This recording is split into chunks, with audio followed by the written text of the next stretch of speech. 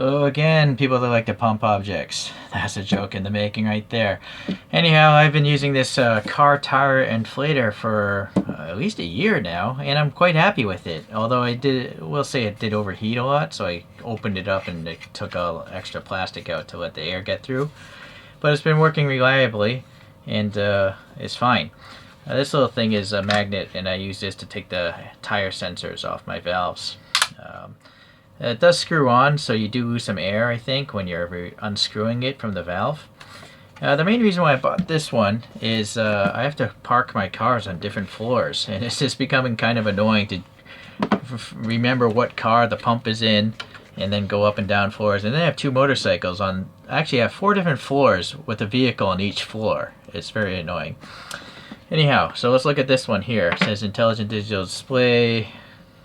I guess there's options here, but it doesn't mark it. Okay, so 120 watts, 10 amps, 150 psi max. I don't know if there's a cord in there or not. I ordered the wireless version, so it's heavy, so I assume there's a battery in this thing. Some instructions, some white foam, or not. Oh, okay, there's more white foam down here. So the packaging was effective, assuming that this thing works. Then we have the little bubble wrap bag, and now we can see, I guess it's actually probably bigger because it's around the same thickness, but obviously there's a extra width here is more than that extra height. I don't know if the listing shows the dimensions. It probably does. I hate this caliper. It doesn't turn on automatically like every other one I own, but this is a long jaw, so I can do this. 86 millimeters width, around 127-ish in height, with actual the LED 126 maybe, and then thickness around 51 millimeters. Alright, so we have this little protective thing that's kind of unsightly to look at in this review, so I will remove this. Oh, there's actually 2. Okay, so it looks a lot nicer. Now I'm noticing there's an LED display under here. So this is some sort of translucent plastic, it seems. CE approval. Weird that it doesn't have any voltage sticker or anything, but it's a USB-C charger. There's a brass insert here. This must be a flashlight, if I had to guess. And so now what makes this one different is just a quick old release here. So assuming your tire valve is sticking out enough, this should be pretty easy, much easier to use than the screw-on type of this one. So I am going to first notice that there's a O-ring here, and that's to keep this airtight against that brass thing. Only a few revolutions. And this rubber thing, I guess, is for insulation. This hose will get really hot, so that's to keep your hands from getting burned. Alright, so that works. And then you do have a basketball, inflatables, other interfaces to put into this quick release chuck here if you want to inflate some toys or whatever it might be. It does come with a short Type-C cable. Maybe it's I would say that's probably a 1/2 meter cable maybe. Alright, so I have a different one already waiting for us. So let's see what happens if we plug it in. Does some light come on or not? Alright, so yeah, it came with 2 bars already. I guess that's perhaps storage voltage, or maybe it's just sitting in a warehouse for a while. So that's nice that it shows you that it's charging. I wonder if we can turn it on while it's charging. I don't think so. That's clearly a power button, right? Plus this is a little counterintuitive to me. The plus is on the left side, the minus is on the right side. Unless someone put this display in upside down. Looks like a refresh symbol. Looks like 2 arrows circling and an SOS. You know what? We might have to look at the instructions after all. So, Chinese folks, this is for you. But I don't think you'd be watching my channel if you knew Chinese.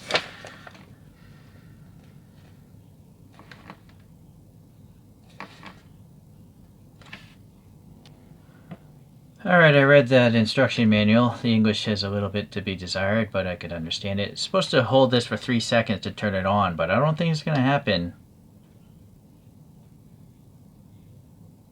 Yeah, because it's charging. So let's undo that. 1,000, 2, 1,000, no, not even. So now it's on. So the refresh thing, right now it's set to bicycle. No, that's bicycle. 2.5 bar. That's start stop. I think. Oh, here if I click it twice really fast, now I move to PSI. Bar or PSI. If I do it slow, no, that's weird. You'll notice it goes PSI for a basketball, bar for a car, PSI for maybe a motorbike or a scooter. I don't know what those icons are. So it's kind of weird that you just can't leave it on a certain thing. All right. Anyways, so for a car, I have to now guess what the bar pressure is. Yeah. So that's kind of not very smart programming. And essentially, I'm just going to have to leave it on scooter, which starts at 45. Yeah, that's the closest thing, and I'll just go down, and just set it to whatever pressure I want it, 33 or something, and then you press start.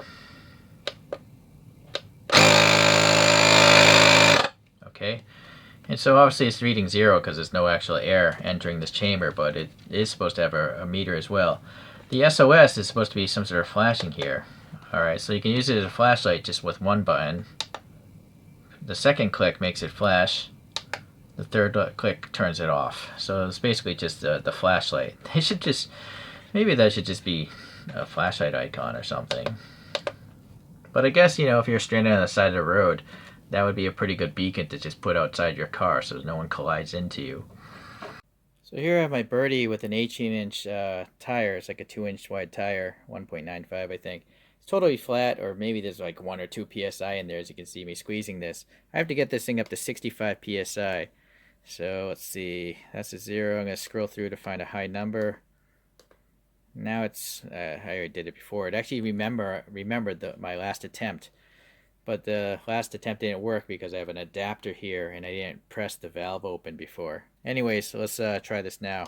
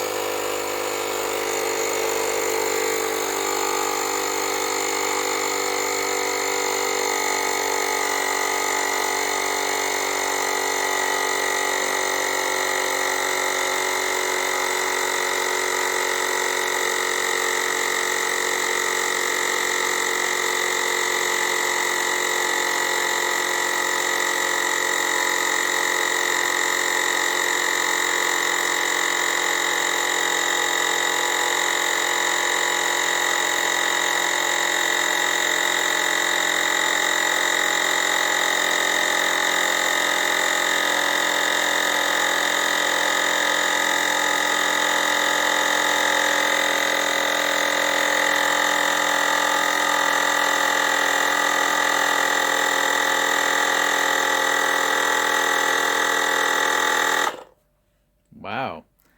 I'm pretty satisfied with that. It was pretty much 0 and it went up to 65 in 1 minute. So that's a pretty big, it's a decent sized volume for a mini Velo tire. Okay, so that worked fine. And I'm not going to lose much air because this literally has the adapter on it. So next we're going to go to my road bicycle, which is a high PSI because it's an old school road bicycle. Hold on a second, I gotta get this adapter off. I wish they maybe had an extension or something, a hose specifically to fit bicycle, these Presta valves, these narrower diameter ones. Alright, so I'm going to set this one up real time. If we look at this bike tire, this is a 700C by 23 millimeter. And I have to make sure this thing is unscrewed and open. So the valve is totally open. Now I can pop this adapter on. Alright. Now I'm gonna get this one up to 100 psi because it's an old school tire. It takes 110 even.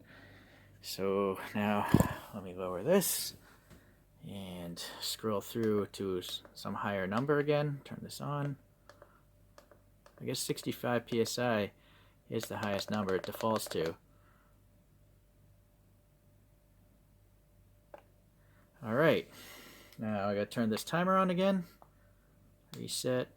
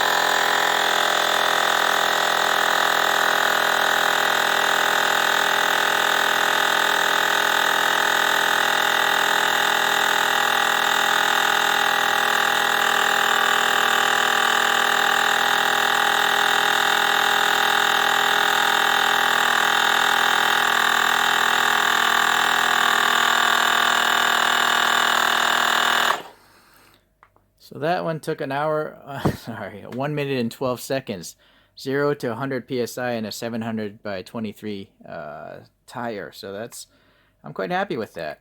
I think it's because this is probably meant for cars, right? And not bicycle tires. So it's very fast for a bicycle. But as you see, it dropped down the battery to 1 while it was running. Now it's back to 3. So I'm not sure why that battery is now like a load meter. I think I should probably charge this for a few hours. I think it takes 3 to 5 hours according to the manual.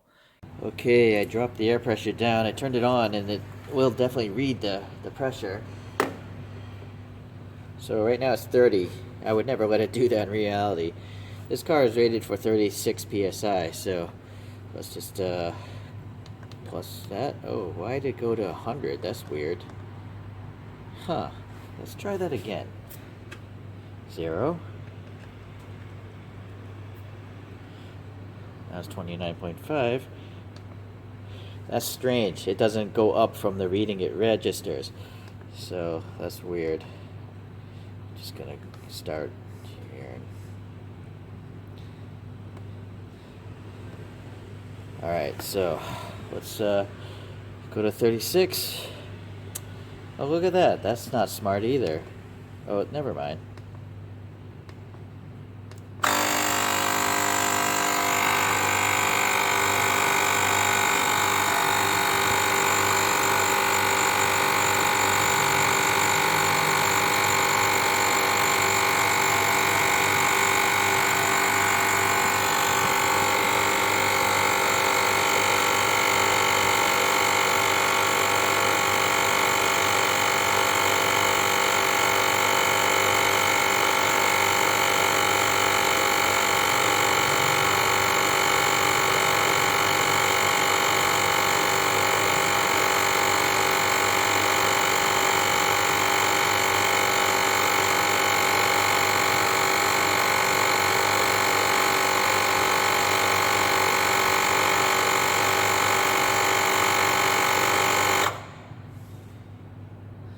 $52 to go up 6 psi.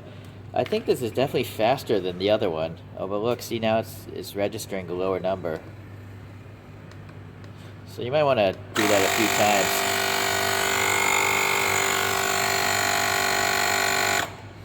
I find this is the case with my other pump too. But now it's registering 36, so you might have to do it twice. But anyways, that seems like it's a lot faster than the other pump I reviewed before.